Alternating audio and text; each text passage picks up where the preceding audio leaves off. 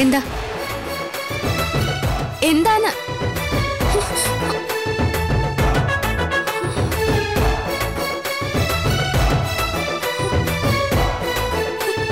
ഇതെങ്ങനെയാ നിന്റെ കയ്യില്?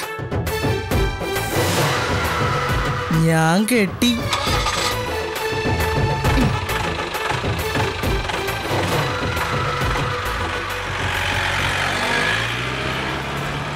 രാഘവ, നീ ഏലസ് കെട്ടണില്ലേ? അവരുടെ ഓരോരോ പ്രാന്തിന് കൂട്ടുവെക്കലല്ലേ എന്റെ പണി. എന്നാ ഞാൻ കെട്ടിക്കോട്ടെ. രോഗം മാറുമെന്നല്ലേ പറഞ്ഞത്? എനിക്കാണെങ്കിൽ ഷുഗറാ, പഞ്ചസാര കൂടുതലാ. ആ, നിനക്കാവുമ്പോ ഇതൊക്കെ ചേരും. ആ, കെട്ടിക്കോ.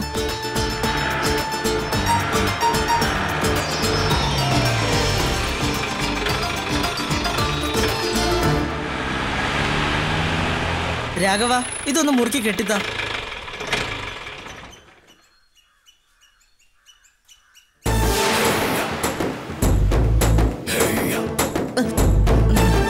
എന്താടാ? കുളിര് കോരുന്നു. നീ ആ ബുക്കും പേപ്പറൊക്കെ എടുത്തോ രാഘവ? നീ എടുത്തില്ലേ അത്? ഇല്ല. ഞാൻ നീ എടുത്തെന്നല്ലേ വിചാരിച്ചേ. വേഗം പോയി എടുത്തോണ്ട് വാ. നീ ആ ഏലസം കഴിച്ചേ? നിനക്ക് കേട്ടാനുള്ള അല്ല ഇത്. ഞാൻ തരില്ല ഇത്. വസന്ത ചൊല്ലിയ മന്ത്രം എന്റെ കൈ കിടക്കട്ടെ. വസന്തേ, ഞാൻ ഇപ്പൊ വരാം.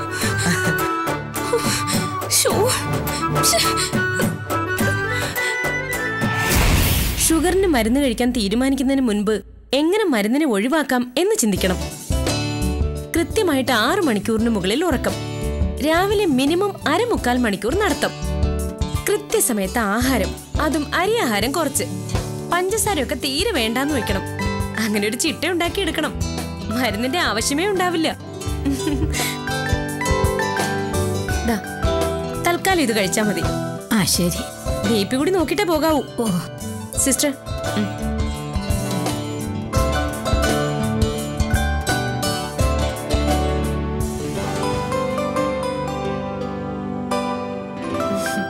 ഇരിക്കൂ. എനിക്ക് കണ്ണിന് തിമിരമുണ്ട് ഡോക്ടറെ. ഓപ്പറേഷൻ ചെയ്താ കണ്ണു പോവുന്ന എല്ലാരും പറയുന്നത്. ഓപ്പറേഷൻ ചെയ്താ കണ്ണു പോവുന്നോ? അതിന് തിമിരമാണെന്ന് ആരാ പറഞ്ഞേ? തെക്കേലെ സുതിയാ പറഞ്ഞ്. അവന് മെഡിക്കൽ സ്റ്റോറിലാ ജോലി. ഇടയ്ക്കിടയ്ക്ക് പനിക്കും ചുമയ്ക്കും അവനാ മരുന്ന് തരുന്നത്. ഇനി അങ്ങനെ മരുന്ന് വാങ്ങിച്ച് കഴിക്കരുത്. ഓ, രോഗം തീരുമാനിക്കുന്നത് ഡോക്ടർമാരാ, അല്ലാതെ മെഡിക്കൽ ഷോപ്പുകാരല്ല. ഓ, തിമിരമാണെന്ന് ഉറപ്പിക്കണമെങ്കിൽ കണ്ണ് ടെസ്റ്റ് ചെയ്യണം. ഇനി അഥവാ ആണെങ്കിൽ തന്നെ ഓപ്പറേഷൻ ആവശ്യമുണ്ടോ എന്ന് നോക്കണം. ഓ, നിങ്ങൾ പുറത്തേക്ക് ഇരുന്നോളൂ, ഞാൻ വിളിക്കാം. ശരി. അതെ, അടുത്താണ് ഞാനാ. എനിക്ക് അസുഖമൊന്നുമില്ല. ഒരു കാര്യം പറയാൻ വന്നതാ. ഇപ്പൊ പോയിക്കോളാം. എന്താ? ഞാൻ ഇരുന്നോട്ടെ? പിന്നെന്താ, അതിനല്ലേ ചേരിട്ടിരിക്കുന്നത്. ഡോക്ടർക്ക് മനഃശാസ്ത്രം അറിയോ? എന്താ? എന്റെ മനസ്സിന് അസുഖം. എന്തു പറ്റി?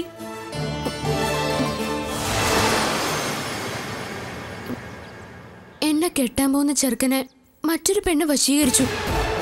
അന്നു മുതല് എന്റെ മനസ്സിലൊരു ആന്തല.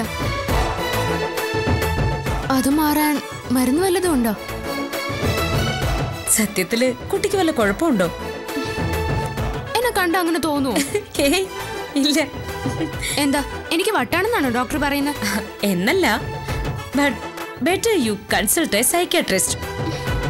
എന്നുവെച്ചാ ഒരു മനോരോഗ വിദഗ്ധനെ കാണുന്നത് എന്തുകൊണ്ടും നല്ലതാ. ഡോക്ടർ ആയിപ്പോയി. അല്ലെങ്കിൽ ഇതിന് മറുപടി പറഞ്ഞാണ് ഞാൻ. ആഹാ, ശപിച്ച് തരിപ്പണാക്കും ഞാൻ. ഓ,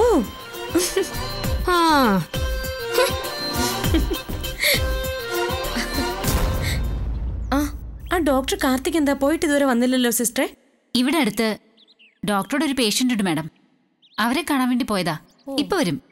അതെന്താ അവർക്ക് ഇങ്ങോട്ട് വന്നാ? ഒരു 10-14 വയസ്സുള്ള പെൺകുട്ടിയാ മാഡം. അതിനെ ഇവിടെ കൊണ്ടുവന്നിട്ട് കാര്യമില്ല. ഹാർട്ട് പേഷ്യന്റാ. എങ്ങനെയുണ്ട്?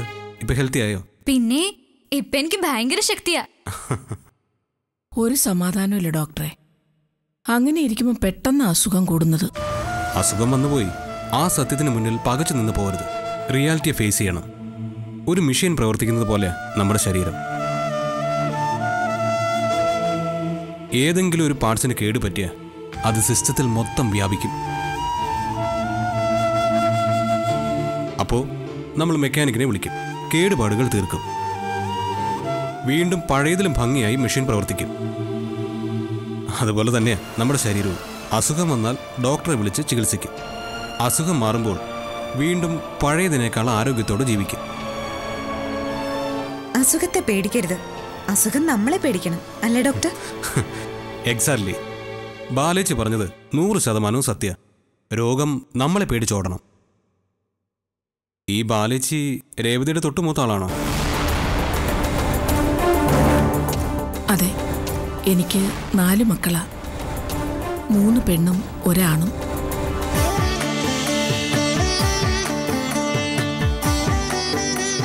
ഡോക്ടറെ, ക്യാമ്പിൽ നിന്നായിരിക്കും. ഇവിടെ ആരും ഇല്ലേ? ഡോക്ടർ ഇങ്ങോട്ടല്ലേ വന്നേ? അതെ, ഇപ്പൊ വരും. നിങ്ങൾ കയറിയിരിക്കെ. അയ്യോ വേണ്ട, ഞങ്ങൾ ഡോക്ടറെ വിളിക്കാൻ വേണ്ടി വന്നതാ. ഡോക്ടറെ. ഡോക്ടർ, മൊത്തം പേഷ്യൻസിനെ ഒന്ന് കൗണ്ട് ചെയ്യണം. ഡോക്ടർ കൂടി വന്നാലേ. അത് ഡോക്ടർ അഭിരാമിക്ക് അറിയാലോ. ഡോക്ടർക്ക് എന്തോ കൺഫ്യൂഷൻ.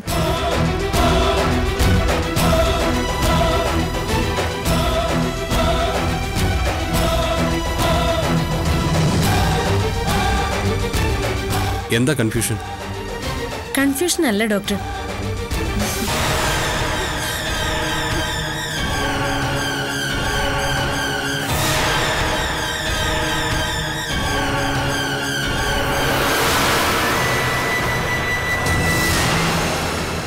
കംപ്ലീറ്റ് ലിസ്റ്റ് എൻ്റെ കയ്യിലുണ്ട്. പക്ഷേ ഡോക്ടർ ഇപ്പൊ ഇവിടെ വന്നതുപോലെ ലിസ്റ്റിൽ ഇല്ലാത്ത എത്ര പേര് കൂടി ഉണ്ടെന്നറിയാനാ.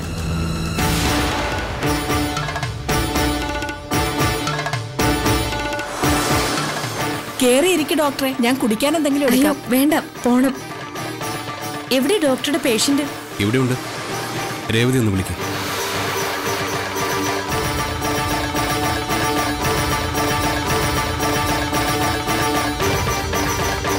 ബാലേ, രച്ചുവിനെ ഒന്നിങ്ങി വിളിച്ചേ.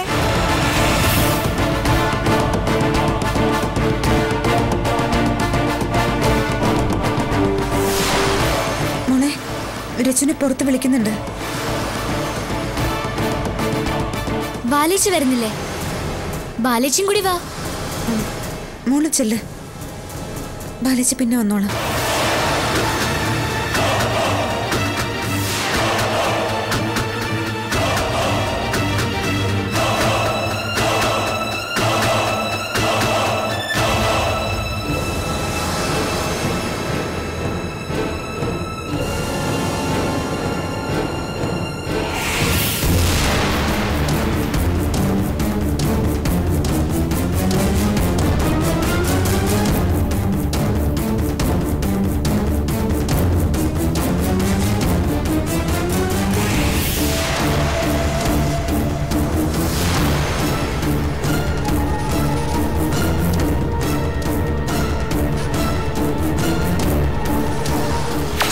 ജീവൻ കളയാനല്ല, സംരക്ഷിക്കാൻ ബാധ്യതയുള്ള ഒരു ഡോക്ടറാണ് ഞാൻ.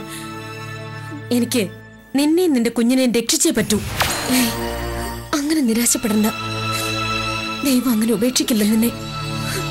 എല്ലാ വഴികളും അടയുമ്പോ ഏതെങ്കിലും ഒരു വഴി തുറക്കും.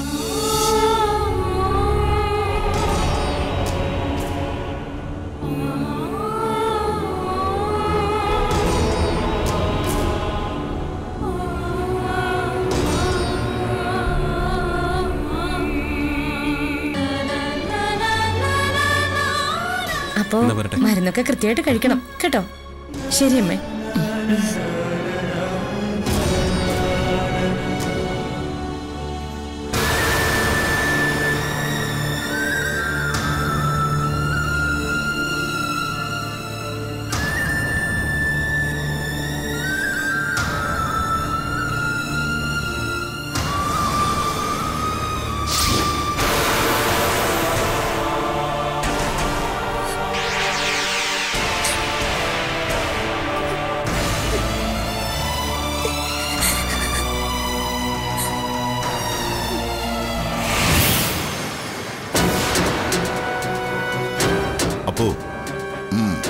എനിക്ക് വേണ്ടി നീ ഒരു ഇരയെ കടത്തി തരണം. എന്താ രാഘവ ഇത്? നിനക്ക് പറ്റാത്ത കാര്യം എനിക്ക് പറ്റൂ? കഴിയും. കാരണം ഇര താമസിക്കുന്നത് എൻ്റെ വീട്ടിലാണ്. നിന്റെ വീട്ടിലോ? അതാരാ രാഘവ? സ്വന്തക്കാരെങ്കിലും ആണോ? അല്ല, പക്ഷേ സ്വന്തം പോലെയാ. ചെയ്യാൻ പാടില്ലാത്ത കാര്യമോ, പക്ഷേ എനിക്കത് ചെയ്തേ പറ്റൂ. എന്താ, നീ എന്നെ സഹായിക്കില്ലേ? സഹായിക്കാം. എങ്ങനെ, എപ്പോ എന്ന് മാത്രം പറഞ്ഞാൽ മതി. നാളെ രാത്രി അവളോട് ദേഷ്യമുള്ളവർ വന്ന് പിടിച്ചുകൊണ്ട് പോകുന്നത് പോലെ തോന്നാവൂ. കഴിയുമെങ്കിൽ ആരും ഉണരാതിരിക്കാൻ ശ്രദ്ധിക്കണം. അഥവാ ഉണർന്നാൽ വ്യക്തിവൈരാഗ്യം കൊണ്ടുള്ള തട്ടിക്കൊണ്ടുപോകലായിട്ട് തോന്നാവൂ.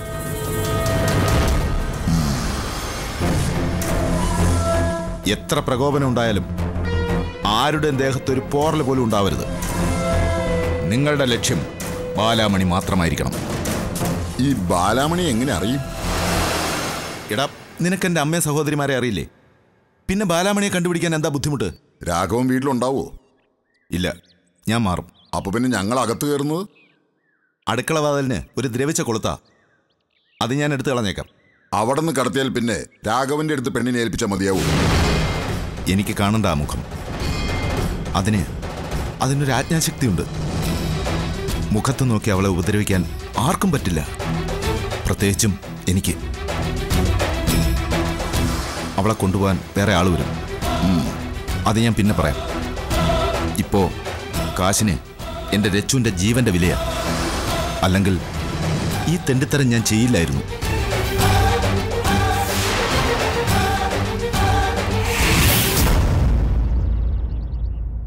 മമ്മി, അഴകത്തേക്കുള്ള കവിതയുടെ വരവ് ഒരു വെറും വരവല്ല. അവൾ മനസ്സിൽ എന്തൊക്കെയോ കൃത്യമായിട്ട് കണക്ക് കൂട്ടി വെച്ചിട്ടുണ്ട്. എന്ത് കണക്ക് കൂട്ടിയാലും അഴകത്തെ കാര്യങ്ങൾ തീരുമാനിക്കാൻ അവൾക്കെന്താ അധികാരം? അവിടെ ഒരു ഇല അനങ്ങണമെങ്കിൽ അരവിന്ദന്റെ അമ്മ വിചാരിക്കണ്ടേ? ആ അവസ്ഥ അവളങ്ങ് മാറ്റിയെടുക്കും. അഴകത്ത് നിന്ന് ബാലാമണി അകറ്റിയതുപോലെ, അഭിരാമിയെ അകറ്റിയതുപോലെ അവൾ എന്നെയും അകറ്റും. എന്നിട്ട് അമ്മയെ ഒറ്റപ്പെടുത്തും. ഇതുകൊണ്ടൊക്കെ അവൾക്ക് എന്താ നേട്ടം? അതാ എനിക്ക് മനസ്സിലാവാത്തെ.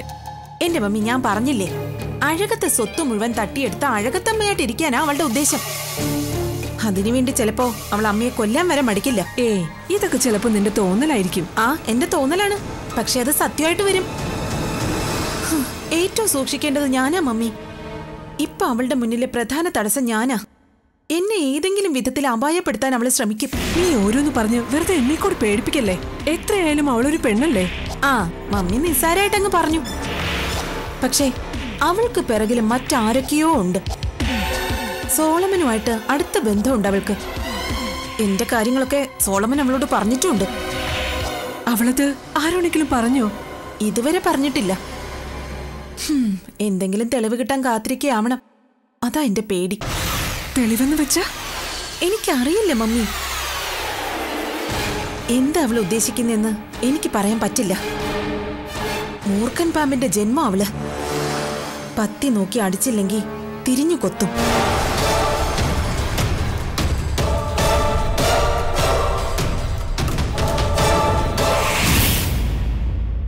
ഈ പെരുമ്പല്ലൂർ നിവാസികൾ എനിക്ക് ഏറെ പ്രിയപ്പെട്ടവരാണ്. മേഴ്സി ചാരിറ്റബിൾസിന്റെ പേരിൽ നിങ്ങൾക്ക് ഈ സൗജന്യ മെഡിക്കൽ ക്യാമ്പ് മാത്രമല്ല, അടുത്ത വർഷത്തോടു കൂടി മെഡിക്ലെയിമും അടിസ്ഥാന ചികിത്സാ സൗകര്യങ്ങളും ഏർപ്പെടുത്താൻ തീരുമാനിച്ചിരിക്കുക. നാളിതുവരെ ഞങ്ങൾ ഗ്രാമങ്ങളിൽ നടത്തിയ യാത്രകളിൽ ഏറ്റവും കൂടുതൽ ബോധവൽക്കരണം നടന്നതും അതിൻ്റെ ഫലമുണ്ടായതും ഈ പെരുമ്പല്ലൂരാണ്. ആരോഗ്യമുള്ള ഒരു ജനതയെ വാർത്തെടുക്കാൻ നിങ്ങൾ മാതൃകയാവട്ടെ. മേഴ്സി ചാരിറ്റബിൾസിന്റെ പുതിയ അംഗമാണ് ഈ നിൽക്കുന്ന ഡോക്ടർ അഭിരാമി.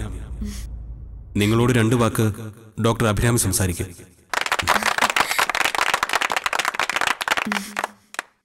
പ്രിയപ്പെട്ടവരെ, ഗ്രാമത്തിന്റെ ഹൃദയത്തിലേക്ക് ഇറങ്ങി പുറപ്പെട്ടപ്പോഴാണ് അതിന്റെ തുടിപ്പ് ഞാൻ തിരിച്ചറിയുന്നത്. പുകവലിക്കാത്ത, മദ്യപിക്കാത്ത, ലഹരി പദാർത്ഥങ്ങൾ ഒന്നും തന്നെ ഉപയോഗിക്കാത്ത ഒരു ഗ്രാമം. എനിക്ക് അതിശയമായിട്ട് തോന്നുക. എന്നും ഈ ഗ്രാമം ഇങ്ങനെ തന്നെ ആയിരിക്കട്ടെ.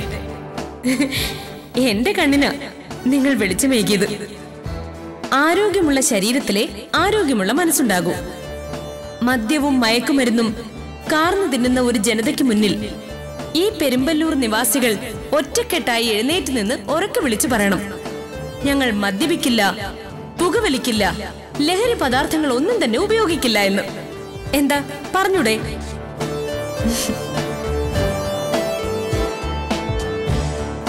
ഈ ഗ്രാമം ഈ രാജ്യത്തിന് മാതൃകയാകും. ഞങ്ങൾ എല്ലാവരും അടുത്ത തലമുറയ്ക്ക് മാതൃകയാകും. ഞാനാണ് എന്റെ കുടുംബം, എന്റെ കുടുംബമാണ് എന്റെ ഗ്രാമം, എന്റെ ഗ്രാമമാണ് എന്റെ രാജ്യം, എന്റെ രാജ്യമാണ് എനിക്ക് അഭിമാനം.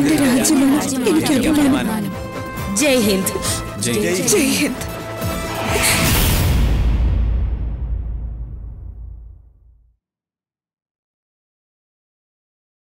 ഉണ്ണിയമ്മേ, എന്തായി? ഞാൻ ഇനി അന്വേഷിക്കാൻ ഒരു സ്ഥലവും ബാക്കിയില്ല. ഒരിടത്തും എന്റെ മോളില്ല. ഞാൻ പ്രതീക്ഷിച്ച തന്നെയായിരിക്കും സംഭവിക്കുക. ബാലാമണി അവളുടെ ഡാൻസ് ടീച്ചറുടെ കൂടെ പോയിട്ടുണ്ടാവും, ചെന്നൈയിലോ ഡൽഹിയിലോ എവിടെയെങ്കിലുമൊക്കെ.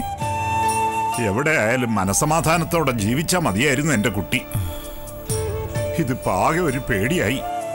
ആരും സഹായത്തിനില്ലാതെ ഒറ്റപ്പെട്ടു പോയപ്പോ ജീവിതം തന്നെ മടുത്തു കാണും. അവളെന്തെങ്കിലും അവിവേകം കാണിക്കുമെന്നാ. ഏയ്, അത്രയ്ക്ക് ബുദ്ധിയില്ലാത്ത കുട്ടിയൊന്നുമല്ലല്ലോ അവള്. എന്തായാലും ബാലാമണി എവിടെയാണെന്ന് അറിഞ്ഞേ പറ്റൂ. അതിനെന്താ വഴിയെന്ന് ആലോചിക്ക. അമ്മേ, നമ്മളിനി എവിടെ പോയി അന്വേഷിക്കാനാ? പോലീസിൽ അറിയിച്ച ഒരു പക്ഷേ എന്തെങ്കിലും വിവരം കിട്ടിയേക്കും. പോലീസിലൊക്കെ അറിയിക്കണോ? വേണുണ്ണേ അമ്മേ. ബാലാമണി അറിഞ്ഞുകൊണ്ടൊരു അബദ്ധവും ചെയ്യില്ല. അറിയാതെ എന്തെങ്കിലും അപകടത്തിൽപ്പെട്ടിട്ടുണ്ടോന്ന് അറിയണം. എന്നുവെച്ചാ അവൾക്ക് എന്തെങ്കിലും അപകടം പറ്റിയെന്നാണോ നീ പറയുന്നേ? അമ്മേ, അങ്ങനെയല്ല. പക്ഷേ ബാലാമണിക്ക് ശത്രുക്കളുണ്ട്, വീടിനകത്തും പുറത്തും.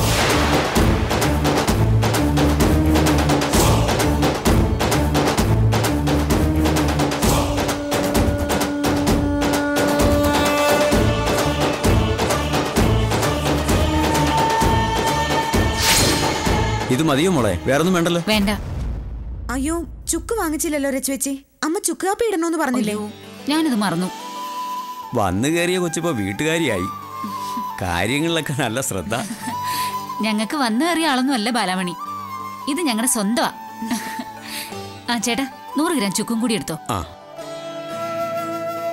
കാർത്യായനിയുടെ വീട്ടില് ഐശ്വര്യം കൊണ്ട് ഒരു പെങ്കൊച്ചു വന്നു എന്ന് കേട്ടു. അപ്പം മുതൽ വിചാരിച്ചതാ ഒന്ന് കാണണമെന്ന്. ഇങ്ങോട്ടൊന്ന് തിരിഞ്ഞു നിന്നേ മോളെ. ആ, ഇതിനൊരു ജയിലും ചന്തമൊക്കെ ഉണ്ട് അല്ലേടാ വാസുവേ? ഓ, തള്ള കണ്ണു വെക്കാതെ പോയേ. മുഖത്ത് ലക്ഷ്മിയുള്ള കുട്ടിയാ. ഇനിയിപ്പോ നിങ്ങൾ കണ്ണുവെച്ച് മൂശേട്ട കയറണ്ട. ഒന്ന് പോടാ, എന്റെ കണ്ണൊന്നും ഏക്കത്തില്ല. പള്ളലുണ്ട് അല്ലയോ മോളെ? വയറൊന്നും അങ്ങനെ കാണാനില്ലല്ലോ. എത്ര മാസമായി മോളെ? ഇതെന്തൊക്കെ അറിയണം തളയ്ക്ക്? നീ വാ ബാലമണി. ഓ, അവക്ക് കണ്ണുകടിയാ. കല്യാണം കഴിഞ്ഞിട്ടേ വർഷം 3 അവക്ക് ഇതുവരെ ഒരു പച്ചമാങ്ങ തിന്നാൻ തോന്നിയോ? ഒന്ന് പോതളേ. ഞങ്ങള് വേണ്ടാന്ന് വെച്ചിട്ടാ. പിന്നെ വേണ്ടാന്ന് വെച്ചിട്ട് കാർത്തിയ എനിക്ക് കൊച്ചുമോളെ വളർത്താൻ യോഗമില്ലാതെ പോയി. അതെ, ഈ തള്ളയുടെ അടുത്തൊന്നും പോയി നിക്കല്ലേ. കഴുത്തിന് ചുറ്റും നാക്കാ ഇവർക്ക്. ലച്ചുവെച്ചി, നാട്ടുകാരെ കൊണ്ട് ഇങ്ങനെ പറയിപ്പിക്കുന്ന എന്തിനാ? മക്കളെന്ന് പറയുന്നത് ദൈവം ഇറങ്ങി വന്ന് തരുന്ന ഒരു വരം പോലെയാ ബാലാമണി. യോഗം വേണം. ചുമ്മാ ഭാർഗവേട്ടിനെ കുറ്റം പറയും ഞാൻ. പക്ഷേ കുഴപ്പം എനിക്കാ. അമ്മയ്ക്കറിയില്ല, ആർക്കും അറിയില്ല, ഭാർഗവേട്ടിനൊഴിച്ച്. ലച്ചുവെച്ചി,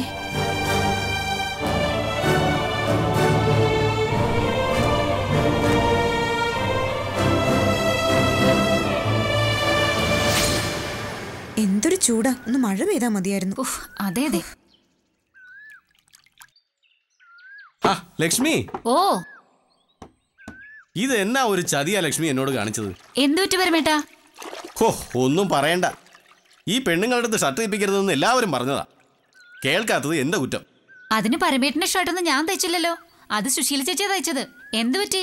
ദേ നോക്ക്, ബ്ലൗസ് പോലായി. പണ്ടിതുപോലെ അവൾ എനിക്കൊരു പാൻസ് തയ്പ്പിച്ച് തന്നതാ. ഒരു കണക്കിന് വലിച്ചു കയറ്റി ഇട്ട് കഴിഞ്ഞപ്പോ നടക്കാൻ മേല, ശ്വാസം എടുത്താൽ കീറിപ്പോകുന്ന അവസ്ഥ. ഇത്രയൊക്കെ ആയിട്ടും അവിടെ തന്നെ തയ്പ്പിക്കുന്നുണ്ടല്ലോ, അതിന്റെ ഗുട്ടൻസ് എന്താ? അതൊന്ന് പറഞ്ഞേ. അവിടെ നിക്ക്. എന്താ സുശീല ചേച്ചിയോടൊരു ഇഷ്ടം? ഛേ, ഈ കൊച്ചൊക്കെ നിൽക്കുമ്പോഴാണ് ലക്ഷ്മി നീ പറ. എനിക്ക് അങ്ങനെ ഒന്നുമില്ല. ദേ എന്തൊരു നാണോ നോക്കി. വെറുതെ ഓരോ മോഹങ്ങൾ കൊടുക്കല്ലേ.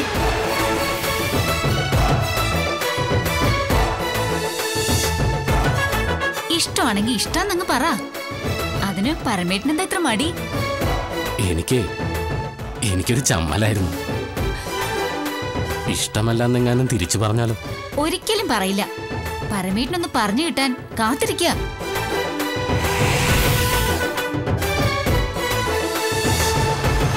സത്യമായിട്ടും എന്നെ ഇഷ്ടമാണോ? അതേന്നേ.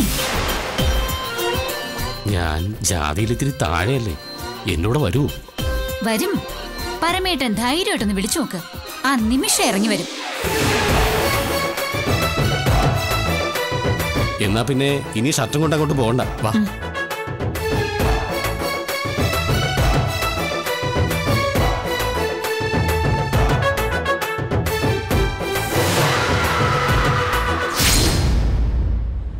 രാഘവൻ പറയുന്നത് എനിക്ക് വിശ്വസിക്കാവോ?